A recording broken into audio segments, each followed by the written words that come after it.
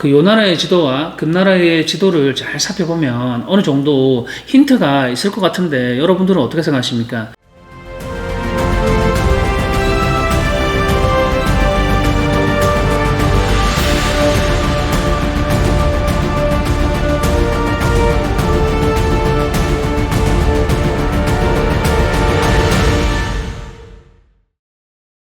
지난 시간 이어서 바로 가겠습니다.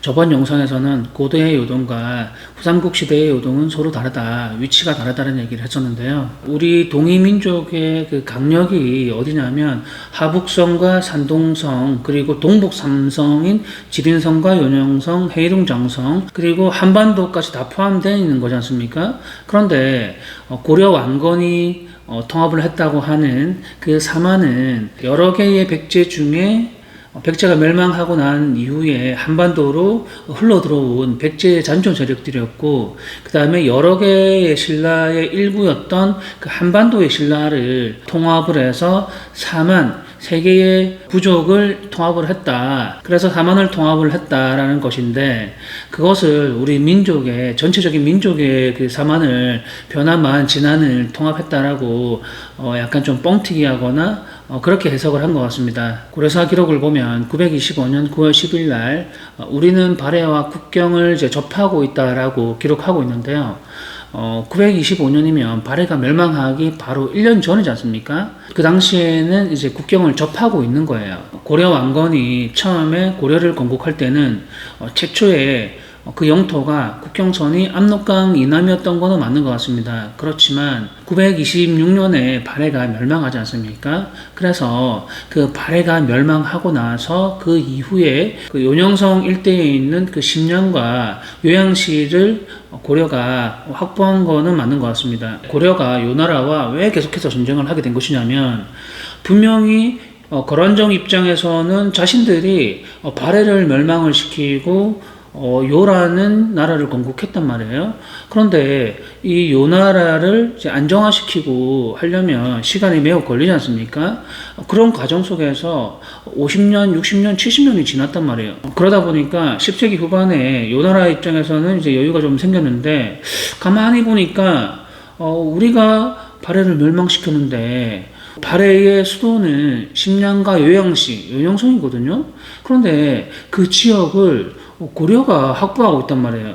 그러면 요나라 입장에서는 얼마나 분하고 억울할까요? 그렇기 때문에 처음에는 조용하게 말로 얘기를 했을 겁니다.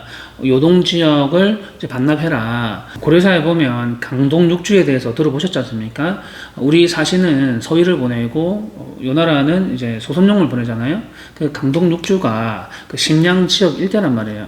그런데 요나라 입장에서 강동 육주를 이제 달라, 뭐 이런 내용인데, 고려 입장 같은 경우는 어떻습니까? 이미 6, 70년을 갖다가 실효적인 지배를 하고 있는데, 고려도 고구려를 계승했다라는 명분이 있습니다. 그 문화나 언어적인 부분도 마찬가지고, 그리고 발해 멸망 당시에 얘기를 했으면 모르는데, 고려도 북진 정책을 통해 가지고 심령과 요양시 일대를 장악을 한 거예요. 자신들이 확보를 했는데, 이제 와가지고 강동 육주 요동성을 달라고 하니까, 요양 지역을 달라고 하니까 순순히 내주면 그거 호구 아니겠어요? 처음에는 서로 이제 외교로서 얘기를 잘 했는데, 잘 얘기를 했다라고 하고 돌아갔는데, 요나라 입장에서 보니까 뭔가 자신들이 호구 잡힌 느낌이에요. 자신들도 분명히 명분이 있거든요. 자신들이 발해를 멸망시켰기 때문에. 그 발해의 수도가 심량 일대인데 고려가 그 지역을 장악하고 있으니까 얼마나 분하고 억울하겠습니까? 그러니까 이제 말로 안 통하니까 이제는 이제 윽박 지르고, 그 다음에는 이제 주먹질을 하고 싸우게 되는 거예요, 서로. 천년 이후부터 이제 강감찬 장군이 나오고 강민참 장군이 나오는 겁니다. 우리는 강감찬 장군에 대해서 더욱더 많이 알려져 있는데, 실질적으로는 강민참 장군이 전쟁에서 많이 승리를 하고, 그리고 업적이 훨씬 더 많습니다. 고려 왕으로부터 훈장을 받은 것도 훨씬 더 많고요. 고려 초기의 영토와 고려 말기의 영토가 서로 다르다라는 부분에 대해서 그 댓글 다시는 분들이 많던데, 고려 초기와 고려 말기의 영토는 똑같습니다. 그 부분을 명심하셔야 됩니다. 금나라도 마찬가지고요, 원나라도 마찬가지입니다. 고려를 미워해가 해가지고 고려를 침략했던 게 아니고 원래 자신들이 이제 확보해야 될 그 권리에 대해서 침해를 받은 겁니다. 자신들은 요녕성 일대를 자신들이 권리가 있다라고 생각을 하고 있는데 그거를 자꾸 고려가 확보를 하고 있으니까 그거를 다시 빼앗겠다고 침략을 한 거예요.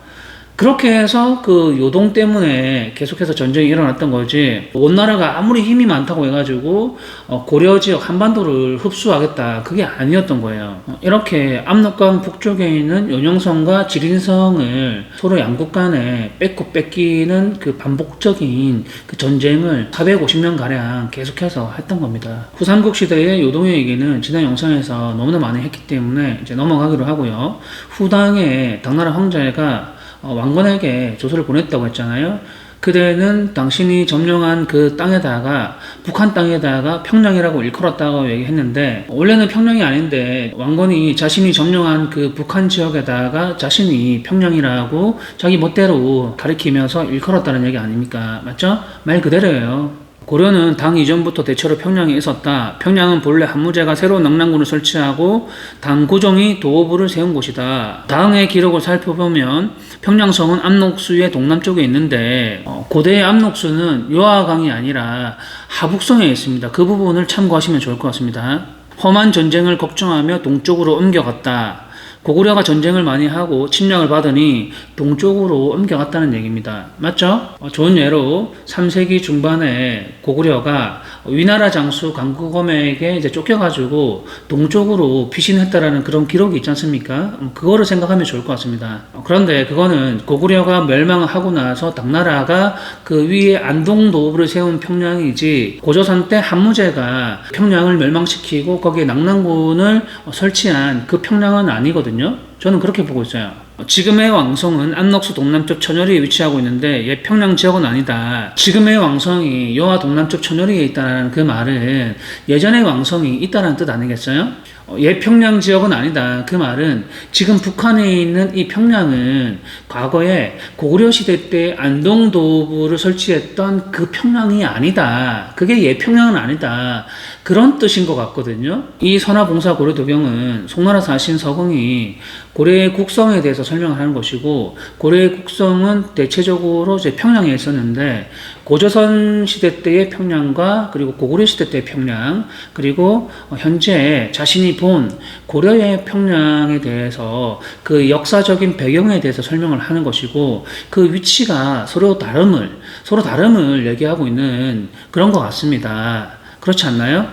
그런데 지금 이 평양은 예전의 평양, 고구려 때 평양이 아니다라는 부분에 대해서 자신이 이제 자백을 하는 것이고 진술을 하고 있는 겁니다. 여러분들의 생각은 어떻습니까?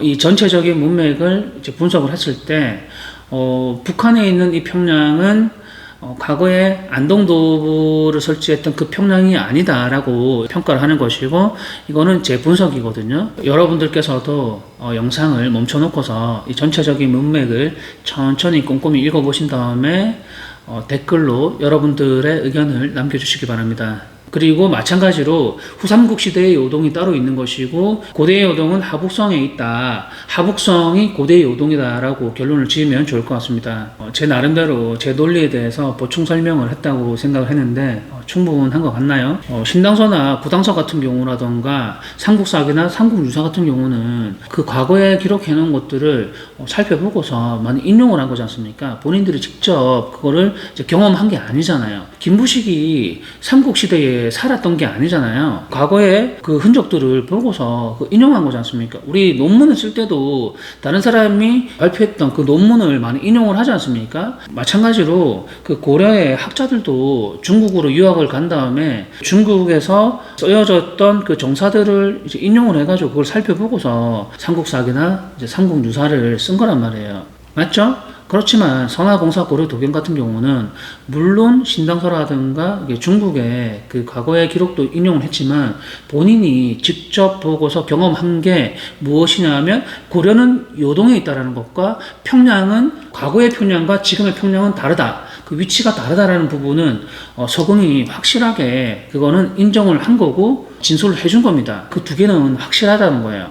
진술이라든가 증언이라는 거는 직접 증거가 있고 전문 증언이라는 게 있는데요. 전문 증언 같은 경우는 누군가에게 들은 얘기, 한 달에 걸쳐가지고 들은 얘기를 하는 거고, 직접 진술이나 직접 증언 같은 경우는 내가 경험을 하고 내가 본 것들, 그게 바로 직접 증거가 되는 거고 직접 진술이라는 거거든요. 직접 증언이라고 하는 겁니다. 그렇기 때문에 전문 증언과 직접 증언 같은 경우는 그 신빙성이 하늘과 땅 차이입니다. 정확하게 900년 전에 송나라 사신 서공이 자신이 보고 들은 것, 얼마나 우리한테 그게 행운입니까? 고려는 요동에 있다. 그리고 평양은 과거의 평양과 지금의 평양은 다르다. 얘 평양이 아니다. 이 부분을 직접적으로 증언을 해준 겁니다. 기록으로. 이것은 고려시대 궁궐이 있던 곳입니다. 고려가 대몽왕정을 위해서 고정 19년 1232년에 도읍을 이제 개성에서 강화로 옮긴 후에 이 강화에 있는 고려 궁지에 대해서 관심을 많이 가져줬으면 좋겠습니다. 한번 와가지고 산책하고 나들이 오면 좋을 것 같거든요. 지금 날씨가 봄이다 보니까 굉장히 좋습니다. 산책하기도 좋고. 이 동네 같은 경우는 이제 사람들이 많이 없고요. 시골에 가면 그 읍내에 온 기분입니다. 읍내에. 유일하게 대한민국에 남아있는 고려 궁지에 다녀왔는데요. 혹시나 강화가 산동성에 있는 강화가 아니냐 이런 얘기를 댓글로 남기는 분들이 있는데, 고려의 평양은 북한에 있는 평양이 맞잖아요. 남쪽으로 피신해서 이 강화도에 있는 이 강화로 피신을 했다고 하는 게 그게 합리적입니다. 그 산동성 강화라던가 이런 부분들에 대해서는 더 이상 고려를 하지 않겠습니다. 온 나라가 압록강에서 내려오잖아요. 그런데 어떻게 산동성으로 피신을 할 수가 있습니까? 말이 안 되잖아요. 제가 방금 송나라 사신 서공의 얘기들을 이제 설명을 드렸고, 산동성 그 강화 얘기를 하는 거는 좀 매우 부적절하기 때문에 앞으로 이 부분은 삼가했으면 좋겠습니다. 서기 925년 9월 10일 고려사에서는 발해의 영토가 오천리라고 하고 있습니다. 남북으로는 오천리가 안 될 수도 있지만 동서로는 오천리가 되는 건 확실한 것 같습니다. 왜냐하면 요 나라 정부에서 기록한 묘사에도 보면 발해가 멸망하기 직전 바로 전에 영토가 사방 오천리라고 기록을 하고 있기 때문입니다. 이 부분은 양국 간의 그 기록이 일치하기 때문에 서로 이견이 없다라고 보시면 좋을 것 같고요. 그렇기 때문에 발해의 영토는 황화강 일대까지 전부 다 장악했다라고 보시면 되는데, 제가 그 부분에 대해서 지도를 상단에 띄워드릴 거거든요. 여러분들도 그 부분을 보시면서 판단을 하시면 좋을 것 같아요. 발해가 황화강 일대를 전부 다 장악을 해야지 삼국사기 고구려 봉기 마지막 편에 있는 그 내용, 백제가 멸망하고 나서 그 백제의 영토를 발해와 신라가 그 땅을 나누어 가졌다, 논리적으로 그 부분에 대해서 설득력이 있는 거거든요. 그런데 우리 국사책에 나와 있는 남북국 시대 때 백제의 영토를 발해와 신라가 나누어 가졌다라고 되어 있는데, 우리 교과서에 나와 있는 남북국 시대의 그 서로 양국 간의 국경선을 보면 발해가 백제의 영토를 나누어 가질 수가 있는 겁니까? 나누어 가지려면 지도가 어떻게 되냐? 제가 지도를 띄워놓을게요. 이런 지도가 되어야 되는데, 그러면 결론이 뭡니까? 발해의 영토는 오천리이기 때문에 황하강 일대까지 영토가 그려져야 되는 것이고, 신라는 한반도에 있는 신라가 아니라 대륙 동쪽에 있는 신라라고 해석을 해야지 백제가 멸망을 하고 나서 이 땅을 나누어 가졌다, 이게 논리적으로 설득력이 있는 거거든요. 어떤 분들은, 어떤 학자들은 대륙 동쪽에 산동성에 백제는 있었지만 신라는 글쎄라고 하는 분들이 있단 말이에요. 그거는 궤변입니다. 대륙 동쪽에 백제가 있으면 동쪽에 신라도 있어야지 그게 논리적으로 말이 되는 거거든요. 그게 설득력이 있는 겁니다. 그런데 백제는 있었는데 신라는 없다, 그게 말이 돼요? 그러면 산동성에 있는 백제는 그동안 누구하고 전쟁을 했고 누구하고 싸운 겁니까? 꿈속에서 싸운 거예요? 상상으로 싸운 겁니까? 아니잖아요.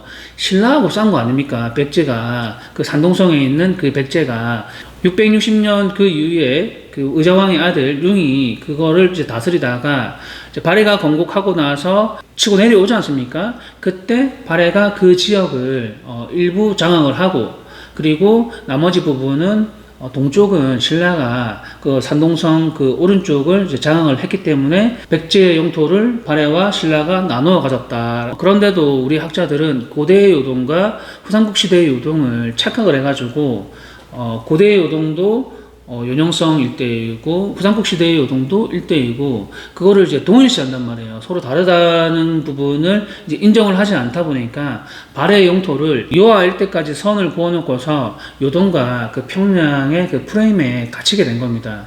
그러다 보니까 그 정사에서 기록하고 있는 그 내용에 대해서 해석이 안 되는 겁니다. 그 요하강 일대에서 일어났던 걸로 프레임 안에 가둬놓고서 좀 틀린 부분들은 이제 과장되었다. 군사가 많으면 과장되었다. 뭐 등등등 여러 가지 이유로 기록이 잘못된 것으로 그렇게 해석을 해버린단 말이에요. 해석이 안 되는 부분들에 대해서 그 원인을 자신들에게 찾아야 되는데 그 원인을 계속해서 기록이 잘못된 것으로 남 탓을 하거나 다른 데서 찾는단 말이에요. 그러다 보니까 이게 안 풀리는 겁니다. 발해의 그 좌측 국경이 요하까지라고 이제 그려놓고 있다 보니까 그 거란족의 그 영주 있잖아요, 영주. 그 영주가 요하 좌측에 있다라고 지도로 그려놓는 거거든요. 그렇지만 요동이 고대의 요동이라고 해석을 하고 황하강 일대라고 해석을 한다면 영주는 그 요동의 좌측 상단에 있어야 되는 거지 않습니까? 제가 볼 때 거란족은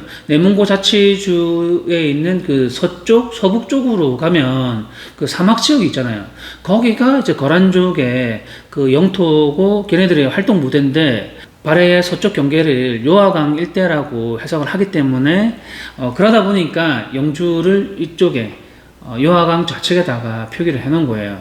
제가 정리한 지도를 상단에다가 올려놓을 테니까 영상을 보시면서 천천히 살펴보시고요. 혼일강릉 역대 국도를 보면 영주가 황하강 좌측 상단에 표기되어 있습니다. 물론 1400년대 초에 그려진 지도를 가지고서 고대의 영토를 이제 추측을 한다는 그 자체가 매우 부적절한 거는 맞습니다. 그렇지만 1400년도 초에도 황하강 좌측 상단에 보면 영주라는 곳이 있었다라는 그 사실만큼은 팩트라는 부분입니다. 혼일강릉 역대 국도 지도를 보면 그 영주자사 이진충 할 때 그 영주라는 그 한자 표기가 이 영주 이 한자 맞죠? 저는 한자를 깊이 있게 잘 모르거든요. 여러분들께서 한번 비교를 한번 해보십시오. 그 영주가 맞는 것 같습니다. 그 요 나라의 영토를 한번 살펴보시면 요 나라 영토가 어떻게 국경선이 어떻게 그려져 있습니까? 제가 방금 얘기했던 그 황하강 서북 쪽에 그 지역에서 이제 거란이 활동했던 그쪽 강력인데, 서쪽으로는 이제 돌고를 몰아내고, 그리고 동쪽으로는 발해 영토를 모두 수복했단 말이에요.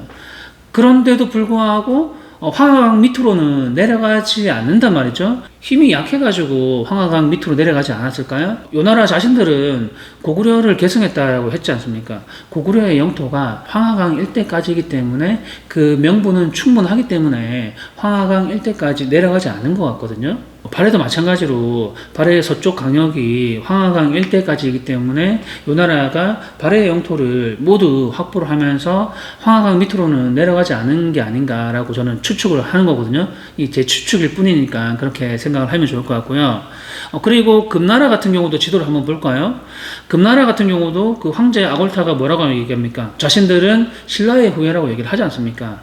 저는 신라가 대륙 동쪽에 있었다라고 주장을 하고, 백제 같은 경우도 산동성 일대에 있었다라고 얘기를 하잖아요. 신라의 후예인 그 아골타가 그 백제의 영역과 신라의 영역을 확보하고 난 다음에 그 이남으로는 내려가지 않은 게 아닌가.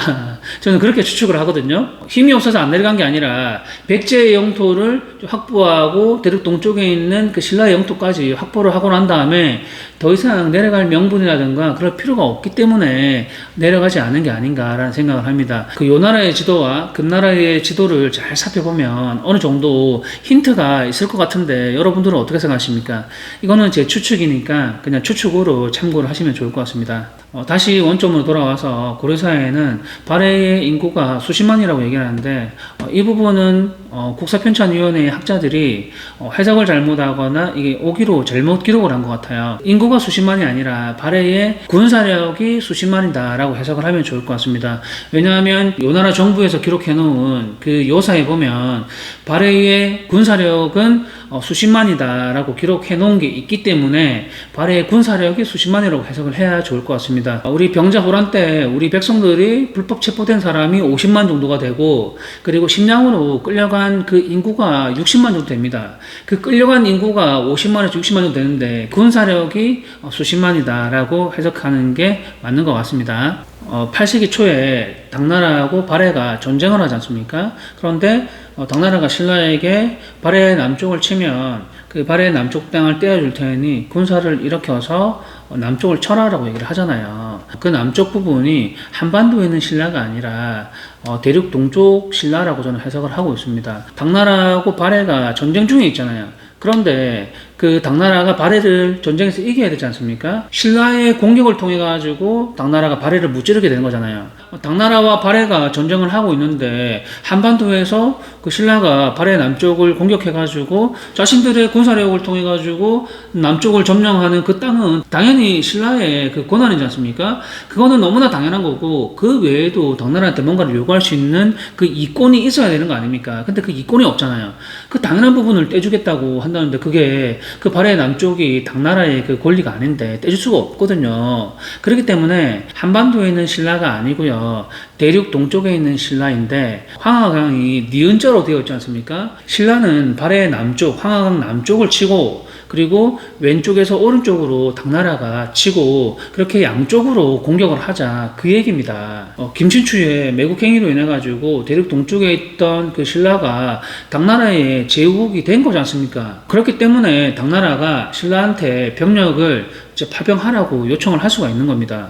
백제의 아들과 그 손자가 그 산동성 좌측의 웅진도독부를 이제 행정구역을 관할하게 되고, 그리고 이제 신라가 산동성 그 동쪽을 이제 관할을 하게 되는 거거든요. 그렇기 때문에 뭐 소정방이 둘이 이제 앉혀놓고서 둘이 친하게 지내라고 하지 않습니까? 그런 스토리입니다. 이게 한반도에서 일어난 사건이 아니에요. 그렇기 때문에 대륙 동쪽에 있는 그 양주절도사라던가 그 행정구역에 있는 그 장들이 신라인들이 많은 겁니다. 신당서나 흔적만류고 이런 내용을 보면 그 당나라 황제가 신라왕에게 어떤 관적을 내립니까? 계림주자사 영해군사 신라왕 이런 관적을 내리지 않습니까? 계림주자사 영해군사 신라왕. 영해는 한반도에 지명이 없고요, 그 영해는 산동반도에 있습니다. 그렇기 때문에 신라왕에게 이 산동반도도 그 관적을 주고, 그리고 대륙 동쪽에 있는 그 신라왕이라는 그 직책도 함께 내리다 보니까 그 신라왕의 그 직책이 굉장히 긴 거예요. 계림주 좌사, 영해군사, 영해대사 신라왕 이런 식으로 쭉 길게 써놓는 거거든요. 이게 이런 이유 때문에 신라왕의 관작의 그 이름이 굉장히 긴 거예요. 삼국사기 신라봉기 헌덕왕 11년 819년에 이런 기록이 있습니다. 7월에 당나라 운주절도사 이사도가 반란을 일으켰다. 당나라 혼종이 그들을 토벌하기 위하여 양주절도사 조공을 보내 우리 병마의 출동을 요구하였다. 임금은 이에 따라 순천군 장군 김웅원에게 명하여 정예군사 3만 명을 거느리고 가서 그들을 돕게 하였다. 산동성의 운주절도사 이사도가 반란을 일으켰습니다. 그런데 저기 한반도에 있는 그 신라가 군사 3만을 동원해가지고 산동반도로 간단 말이에요. 그러면 3만 명의 군사가 산동반도로 가려면 적어도 함선이 500척 이상이 돼야 됩니다. 그런데 500척 이상 동원되었다는 기록이 있습니까? 없습니다. 1500년대 후반 임진왜란 때도 그 경상우수사 이런 데 보면 500척이 안 돼요, 우리나라 함선이. 그런데 800년 전에 어떻게 신라에 500선 이상의 그 함선이 있겠습니까? 말이 안 되죠. 산동성의 운주절도사가 반란을 일으켰지 않습니까? 그 산동성 지역은 이미 그 당나라의 제후국, 그 신라의 영역입니다. 신라의 영역 안에서 이제 반란이 일어났기 때문에, 그렇기 때문에 당나라가 야, 니네들 그 지역에서 반란이 일어났다, 니네들도 3만 정도 파병해. 그래서 함께 무찌르자. 그래서 그 제나라가 이제 멸망을 한 거예요. 그 안에 신라의 군사 그 장보고도 있지 않습니까?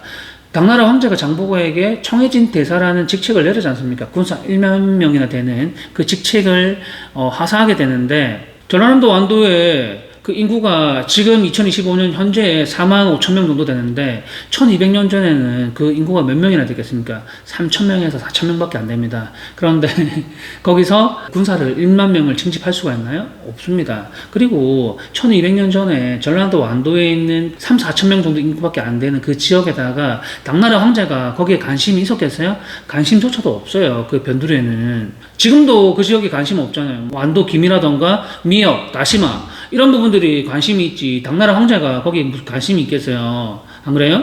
그렇지만 산동성에는 지금 현재 인구가 800에서 1000만 명 정도 있단 말이에요. 정해진의 청도가. 한번 검색을 해보세요. 청도 인구는 850만 명에서 1000명 정도 됩니다. 그러면 지금으로부터 1200년 정도면 그 인구가 뭐 80만 명에서 한 100만 명 정도 되거든요. 그렇기 때문에 1만 명 정도를 군사로 징집하는 거는 어렵지가 않아요. 그렇기 때문에 당나라 황제가 장보고에게 청해진 대사를 임명을 했던 것이고, 장보고의 그 선조라던가 그 할아버지들이 백제의 후예라고 하지 않습니까?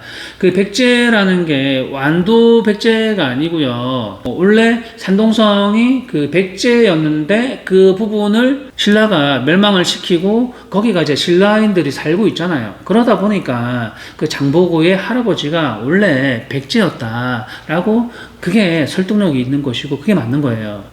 여러분들이 갔을 때는 전라도 완도에 있는 청해하고 산동성에 있는 청해 어떤 게 더 설득력이 있겠습니까? 산동성에 있는 청해가 더 설득력이 있지 않겠어요? 660년에 김유신이 그 황산벌 전투에 보낸 군대가 5만 명이다. 5만 명. 하물며 경상도 신라는 그 200년 이후에 견훤의 1만 명도 막지 못한단 말이에요. 그렇게 허약한 국가에서 200년 전에 그 김유신이 5만 명의 군대를 파병할 수가 있겠어요? 말이 안 되는 얘기죠. 5만 명의 군대를 파병하려면 그 총 군사력은 15만 정도 군사력이 있어야만이 5만 명 정도의 군사를 이제 파견을 할 수가 있는 겁니다.